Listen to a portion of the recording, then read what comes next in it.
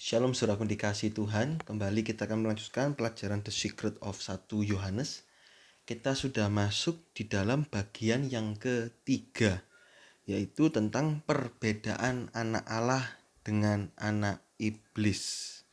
Nah, saya akan kembali mengulangi saudaraku, ada 7 garis besar surat 1 Yohanes. Yang pertama, ajakan untuk tinggal dan bersekutu dalam kasih Allah, itu dalam pasal 1 ayat 1 sampai pasal 2 ayat 17. Kedua, peringatan tentang antikristus, itu pasal 2 ayat 18 sampai 28.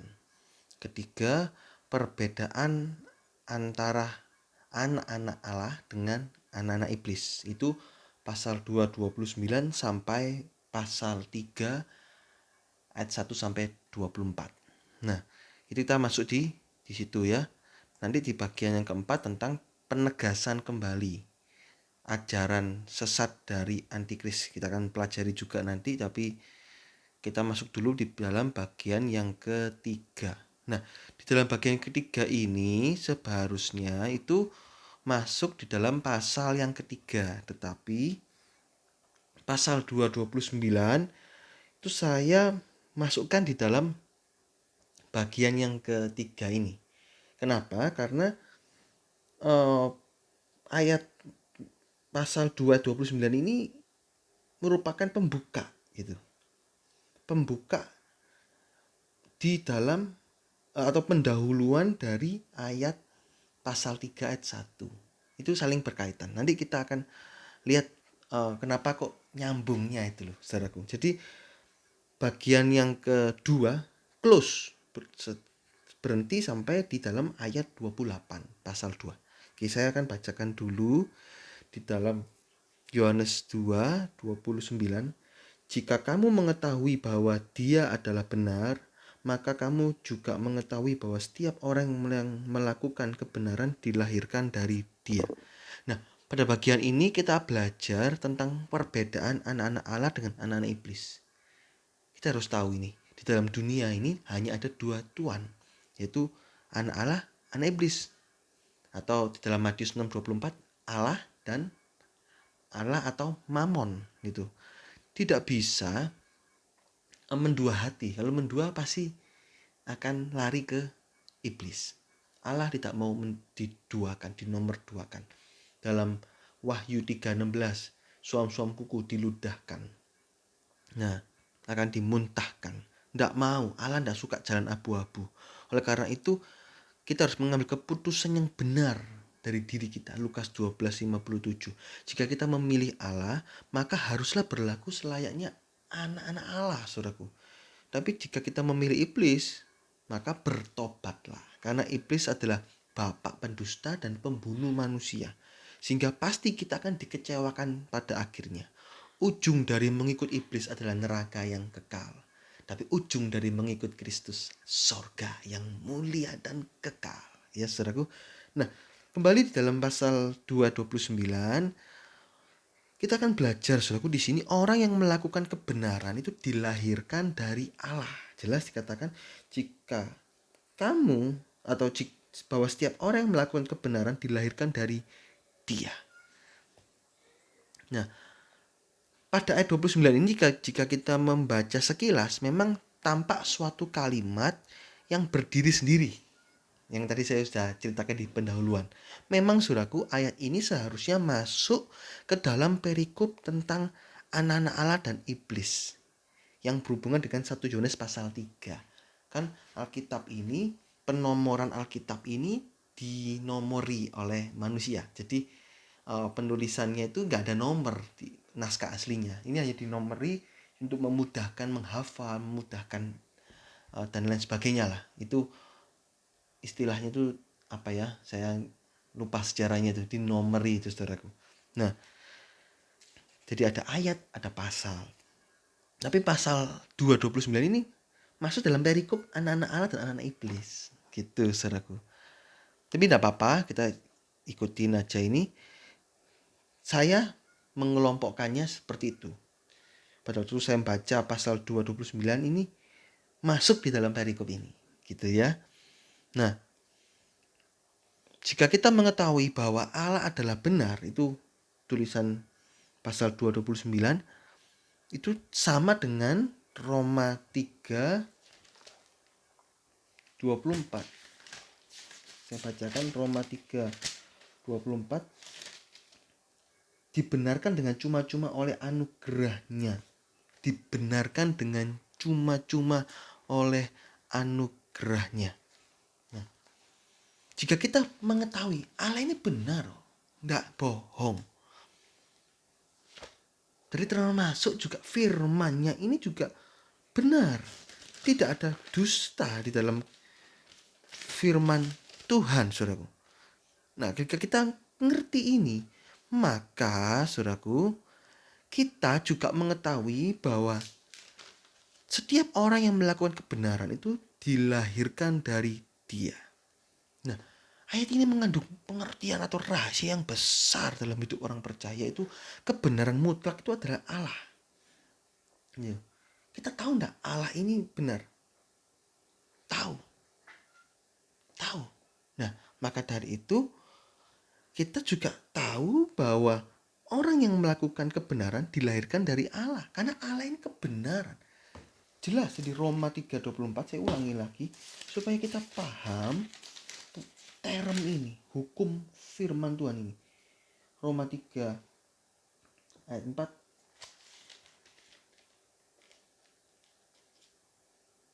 Sekali-kali tidak, melainkan Allah itu benar atau God be true. Dan semua manusia itu pembohong. Seperti tertulis, supaya engkau dibenarkan dalam segala firman-Mu dan menang apabila engkau dihakimi.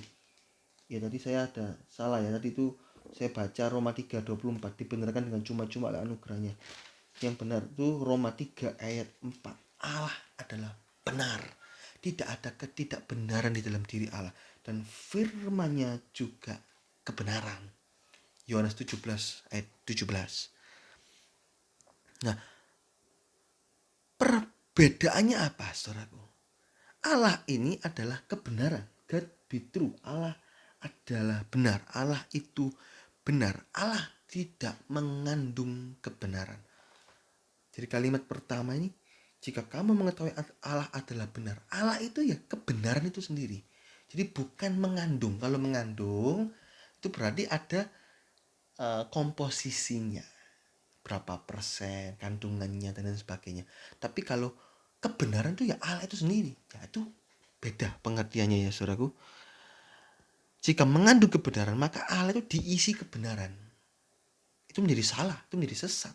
Karena kebenaran itu adalah Allah itu sendiri, mutlak Allah itu sendiri. Firman Tuhan itulah Allah itu sendiri. Yohanes 1 ayat 1. Nah, jika Allah adalah kebenaran itu sendiri, maka orang-orang yang melakukan kebenaran dilahirkan dari Allah. Karena manusia tidak bisa mendirikan kebenaran sendiri. Manusia nggak bisa mempunyai kebenaran. Kebenaran manusia seperti kain gombal, kain lara, kata kitab Yesaya, saudaraku. Yesaya 64 ayat yang ke-6. Gak bisa, manusia gak memiliki kebenaran. Jadi kalau kita punya kebenaran, itu artinya kita dilahirkan dari Allah. Jelas ya, saudaraku ya. Nah, ada beberapa rahasia di sini. Yang pertama, manusia tidak memiliki kebenaran. Yesaya 64 ayat 6. Kebenaran manusia ini seperti kain najis di hadapan Tuhan. Memang manusia berdosa, atau istilahnya keturunan Adam pertama. Ini istilah Alkitab. 1 Korintus 15:45, Roma 5 ayat 12, itu istilahnya keturunan Adam pertama. Ya, manusia berdosa itu masih memiliki sisa-sisa kemuliaan Allah. Kita baca Roma 3 ayat 23 supaya kita ngerti. Dalam terjemahan baru dikatakan kehilangan kemuliaan Allah. Salah, saudaraku, keliru, kurang tepat. Yang benar adalah bahasa Inggrisnya come short of the glory of God. Sebab semua orang sudah berbuat dosa dan kurang. Atau dalam terjemahan lama ada sisa-sisa kemuliaan Allah. Nah, sisa-sisa kemuliaan Allah ini tampak dalam apa atau berupa apa dalam kehidupan kita sehari-hari. Itulah ajaran-ajaran peri kemanusiaan, ajaran-ajaran peri kebinatangan, filsuf-filsuf, teori-teori psikologi itu adalah teori-teori yang bersumber dari sisa-sisa kemuliaan Allah. Kayak kasih ibu, walaupun jahat, seorang penjahat sekali, pembunuh, sama anaknya ya masih bisa baik. Loh, kok bisa? Karena itu ada sisa-sisa kemuliaan Allah. Walaupun demikian, manusia berdosa itu terikat oleh hukum dosa dan hukum maut. Dalam Roma 8 ayat 2. Dua hukum ini membuat kebenaran manusia menjadi tidak berarti. Manusia punya kebenaran, punya pemikiran, tampaknya baik, ternyata bikin salah. Tampaknya baik, ternyata menyesatkan. Kenapa? Karena semuanya bercampur dengan dosa. Bahkan pada akhirnya kebenaran manusia menjadi tidak nampak. Yang nampak hanyalah perbuatan dosa. Kebenaran manusia juga sangat subjektif karena bisa berbeda antara satu dengan yang lain, tergantung perbuatan dosanya. Contoh, orang yang cabul akan mempunyai pemikiran bahwa pornografi saat menikah itu tidak masalah. Padahal firman Tuhan jelas menegaskan bahwa setiap orang yang memandang perempuan dan ingin akan perempuan itu sudah berzina dalam hati. Matius 5:28. Jelas tegas firman Tuhan. Jadi pornografi dilarang walaupun sudah menikah. Oleh karena itu kebenaran manusia ini seperti kain najis di hadapan Tuhan. Gak ada artinya. Kedua, lahir baru adalah kunci untuk bisa melakukan kebenaran. Jelas 1 Yohanes 2 ayat 29 dikatakan jika setiap orang yang melakukan kebenaran dilahirkan dari dia. Jadi keturunan Adam pertama itu manusia berdosa, dia menjadikan kebenaran sendiri. Dia hanya ada sisa-sisa kemuliaan Allah. Dia gak punya kebenaran Allah. Hanya sisa-sisa binatang, peri kemanusiaan, kasih ibu. Itu kalau dosa semakin bertambah-tambah, itu perasaan hati bisa tumpul. Bahkan dari itu banyak kita dengar di berita-berita orang tua membunuh anaknya, mutilasi anaknya, memperkosa anak, kakek memperkosa cucu dan lain sebagainya. Kenapa? Karena sisa-sisa kemuliaan anak itu habis, saudaraku. Gara-gara apa? Gara-gara perbuatan dosa semakin lama semakin meningkat. Nah, oleh karena itu perlu ada yang namanya kelahiran kembali atau lahir baru. Itu kunci untuk melakukan kebenaran. Kunci satu-satunya agar manusia bisa melakukan kebenaran Allah adalah dilahirbarukan dengan percaya kepada Tuhan Yesus Kristus. Hal ini membuat hukum dosa dan hukum maut hilang, Roma 8 ayat 2, sehingga manusia bisa memilih untuk mengerjakan kebenaran Allah. Istilah lahir dari Allah bukan diartikan sebagai lahir secara jasmani. Allah melahirkan, bukan. Ini arti secara rohani, yaitu lahir baru. Artinya memiliki sifat-sifat ilahi, termasuk juga memiliki kebenaran Allah. Orang yang lahir baru itu mengandung kebenaran Allah. Kita, orang-orang percaya, orang-orang yang sudah dilahir baru kan itu mengandung kebenaran Allah. Tapi kalau Allah tidak mengandung kebenaran, Allah adalah kebenaran itu sendiri. Nah, manusia yang baru bertobat, lahir baru, itu mengandung kebenaran Allah dalam bentuk benih. Harus ditumbuhkan. 1 Yohanes 3 ayat 9. Kita nanti akan belajar tentang lahir baru.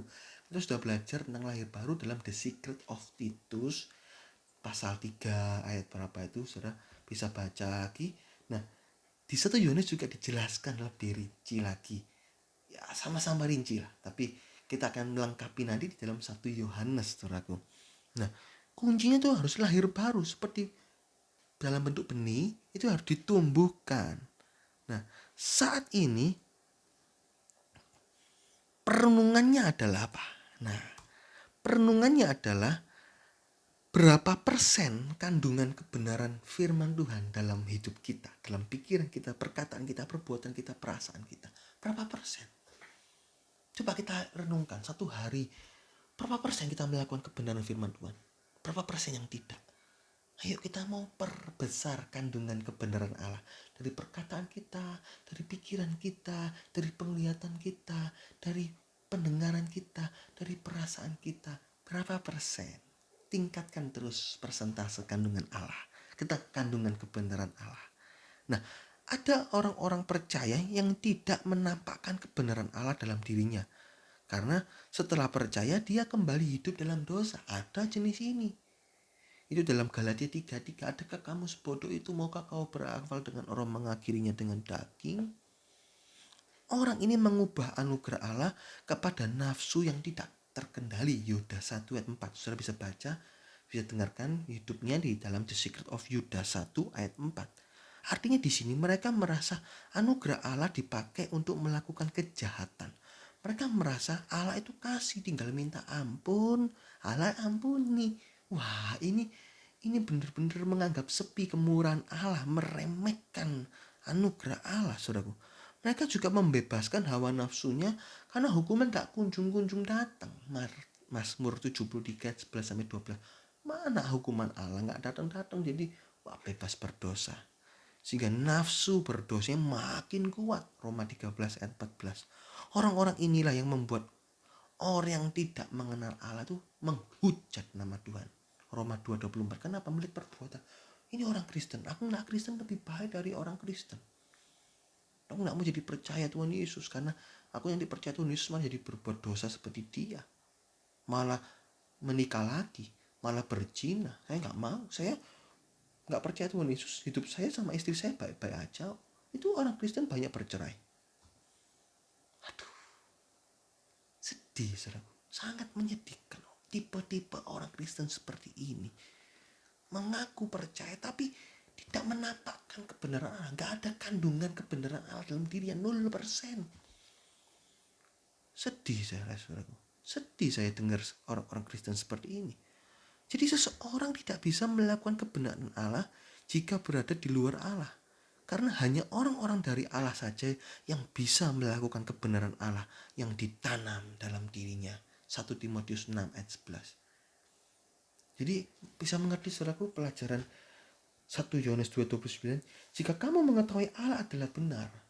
Allah itu kebenaran, tahu enggak? Tahu. Oke, kamu tahu ya, kebenaran itu mutlak dari Allah? Iya, tahu. Maka kamu juga tahu bahwa orang yang melakukan kebenaran dilahirkan dari Allah. Iya, karena kebenaran mutlak kan dari Allah. Kalau kita mau berbuat kebenaran, ya kita harus dilahirkan dari Allah. Lahir baru. Karena manusia gak punya kebenaran. Nah, kok ada orang Kristen yang tidak punya kandungan kebenaran Allah? Ada. Karena hanya KTP-nya Kristen. Tapi dia gak melakukan kebenaran Allah.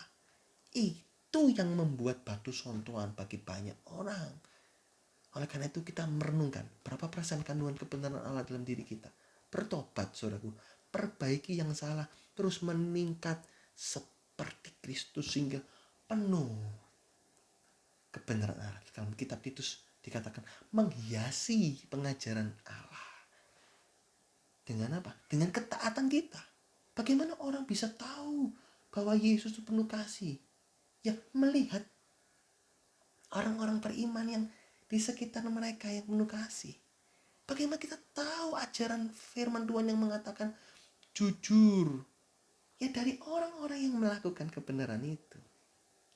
Jadi kita ini seperti suratan Kristus yang terbuka. Ayo, kita mau jadi berkat bagi banyak orang. Puji Tuhan, Tuhan Yesus memberkati.